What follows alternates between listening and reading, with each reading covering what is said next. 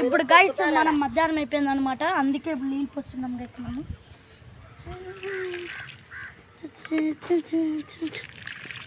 వంశీ కొంచెం నీళ్ళు బకెట్ ఇవ్వా, వీటికి తీసుకొని రా.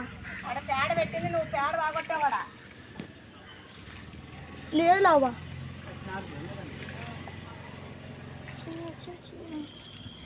తీసుకో ప్రభాస్. ఓకే వంశీ. అన్న పట్టుకోండి. ఈడుంది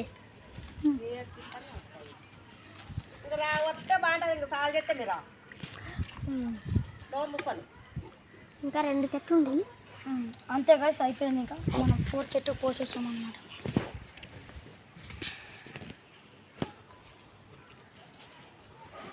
ఇది మన గార్డెన్ అన్నమాట గైస్.